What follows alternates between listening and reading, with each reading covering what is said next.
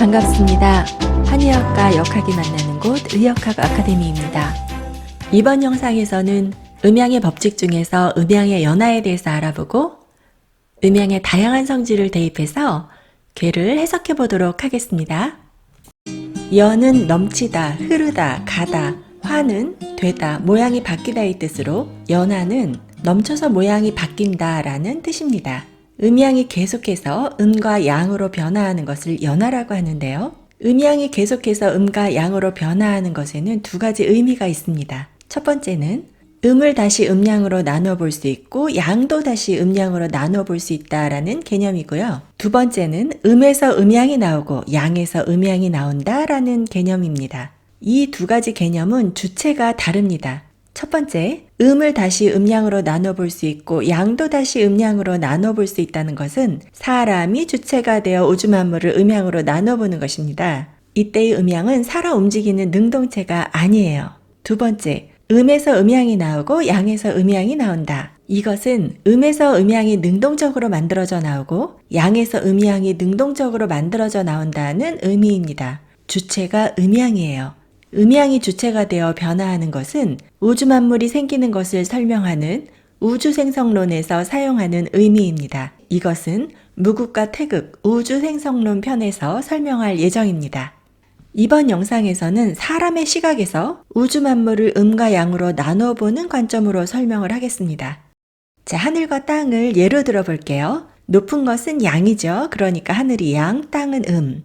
그런데 하늘을 음양으로 다시 나누어 보면 땅하고 먼 하늘은 양 중에 양, 땅하고 가까운 하늘은 양 중에 음이 되겠죠. 땅도 음양으로 다시 나누어 보면 하늘과 가장 먼 땅이 음 중에 음, 하늘과 가까운 땅은 음 중에 양 이렇게 되겠죠. 여자와 남자를 음양으로 나눠 보면 수컷은 양이니까 남자는 양, 암컷은 음이니까 여자는 이렇게 되는데 여기에서 다시 남자를 음양으로 나눠 보면 남자 중에서도 강한 남성성을 갖고 있는 남자는 양 중에 양, 남자 중에서도 부드러운 여성성을 갖고 있는 남자는 양 중에 여자를 다시 음양으로 나눠보면 여자 중에서도 강한 남성성을 갖고 있는 여자는 중에 양, 여자 중에서 가장 부드러운 여성성을 갖고 있는 여자는 중에 음이 되겠죠. 자, 이번에는 음양을 부호로 한번 표시해 보겠습니다. 양은 이렇게 작대기 하나, 음은 이렇게 작대기 두 개로 표시합니다. 이것을 효라고 합니다. 양을 다시 음양으로 나눈 것을 부호로 표시해 보면 양이 근본이 되므로 근본은 아래에 가요. 아래에 있는 효를 하효라고 하니까 하효가 양이 되고 상효가 각각 음양이 됩니다. 음을 다시 음양으로 나눈 것도 부호로 표시해 보면 하효가 음이 되고요. 상효가 각각 음양이 되죠.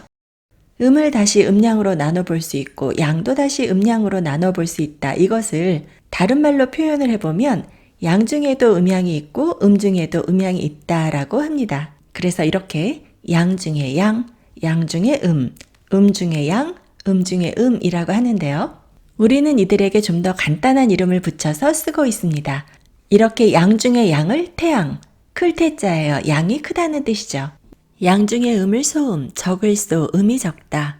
중에 양을 소양, 중에 음을 태음. 태양, 소음, 소양, 태음이라는 이름을 붙인 것이죠. 여기 아까 나눠보았던 남자와 여자를 대입해 보겠습니다. 강한 남자는 양 중에 양이니까 태양, 부드러운 남자는 양 중에 음이니까 소음, 강한 여자는 중에 양이니까 소양, 부드러운 여자는 중에 태음이 됩니다. 하늘과 땅도 한번 해볼까요? 이렇게 땅하고 가장 먼 하늘은 양 중에 양, 태양, 땅하고 가장 가까운 하늘은 양 중에 소음, 하늘과 가장 먼 땅은 중에 태음, 하늘과 가장 가까운 땅은 중에 양, 소양이 됩니다. 자, 하루를 태음, 태양, 소음, 소양으로 나눠보면 이렇게 됩니다. 밤은 음이 가장 강하니까 태음이라 하고 낮은 양이 가장 강하니까 태양이 되겠죠. 밤에서 낮으로 가는 아침은 소양, 낮에서 밤으로 가는 저녁은 소음이 됩니다. 이제 1년을 나눠보도록 할까요? 여름은 태양, 겨울은 태음, 봄은 소양, 가을은 소음. 이렇게 되겠죠? 방위를 나눠보면 햇빛을 가장 많이 받는 남쪽은 태양, 햇빛을 가장 적게 받아 어두운 북쪽은 태음, 해가 뜨는 동쪽은 소양, 해가 지는 서쪽은 소음, 이렇게 나눠볼 수가 있겠네요. 태양, 태음, 소양, 소음 이렇게 서로 다른 4개의 기운을 사상이라고 합니다. 이번에는 소양과 소음에 음양의 다양한 성질들을 대입해서 궤를 한번 해석해 보도록 하겠습니다. 소양궤와 소음궤를 양은 올라가는 성질, 음은 내려가는 성질을 대입해서 해석을 한번 해볼게요. 소양궤는 양효가 위에 있어서 계속 올라가려고 하고 음효는 아래에 있는데 음의 성질은 계속 내려가는 성질이니까 음양이 서로 만나지 못한다고 해석할 수 있습니다.